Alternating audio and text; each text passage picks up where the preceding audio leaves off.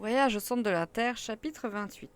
Quand je revins à la vie, mon visage était mouillé, mais mouillé de larmes. Combien dura cet état d'insensibilité, je ne le saurais le dire. Je n'avais plus aucun moyen de me rendre compte du temps. Jamais solitude ne fut semblable à la mienne, jamais abandon si complet. Après ma chute, j'avais perdu beaucoup de sang.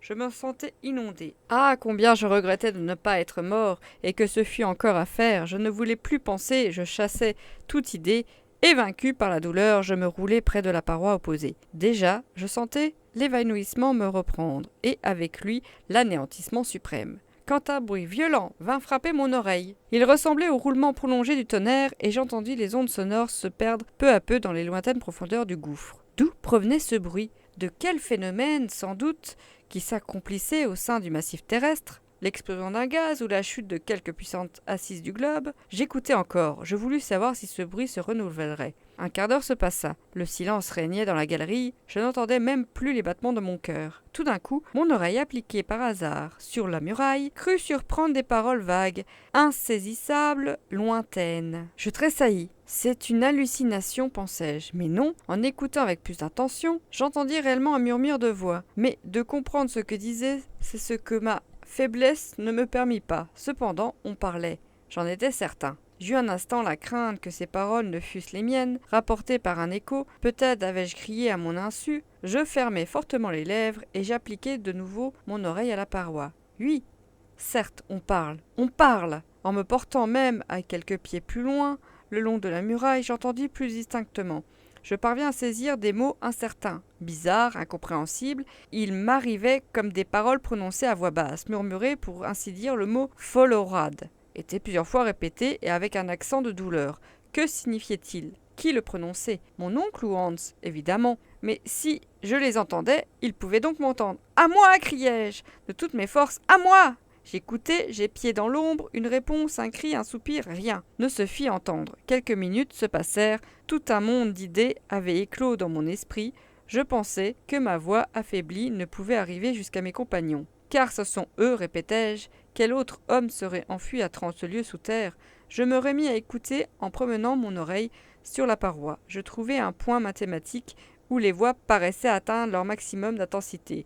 Le mot Forlorad revint encore à mon oreille. Puis ce roulement de tonnerre qui m'avait tiré de ma torpeur. Non, dis-je, non, ce n'est point à travers le massif que ces voix se font entendre. La paroi est faite de granit, et elle ne permettrait pas, à la plus forte détonation, de la traverser. Ce bruit arrive par la galerie même. Il faut qu'il y ait là un effet d'acoustique tout particulier. J'écoutai de nouveau, et cette fois, oui, cette fois, j'entendis mon nom distinctement, jeté à travers l'espace. C'était mon oncle qui le prononçait. Il causait avec le guide, et le mot Folorad était un mot danois. Alors je compris tout.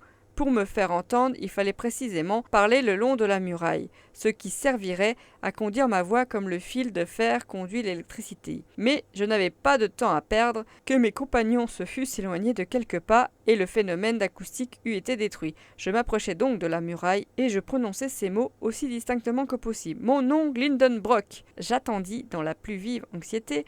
Le son n'a pas une rapidité extrême. La densité des couches d'air n'accroît même pas sa vitesse. Elle n'augmente que son intensité. Quelques secondes, des siècles se passèrent et enfin ces paroles arrivent à mon oreille. « Axel, Axel, est-ce toi ?»« Oui, oui, répondis-je. »« Mon enfant, où es-tu ?»« Perdu dans la plus profonde obscurité. Mets ta lampe. Éteinte. » Et le ruisseau disparut. Axel, mon pauvre Axel, reprend courage. Attendez un peu. Je suis épuisé, je n'ai plus la force de répondre, mais parlez-moi. Courage, reprit mon oncle. Ne parle pas, écoute-moi. Nous t'avons cherché en remontant et en descendant la galerie. Impossible de te trouver. Ah, je t'ai bien pleuré, mon enfant. Enfin, te supposant toujours sur le chemin du Hansbach, nous sommes descendus en tirant des coups de fusil. Maintenant, si nos voix peuvent se réunir, pur effet d'acoustique, nos mains ne peuvent se toucher, mais ne désespère pas, Axel, c'est déjà quelque chose de s'entendre. Pendant ce temps, j'avais réfléchi.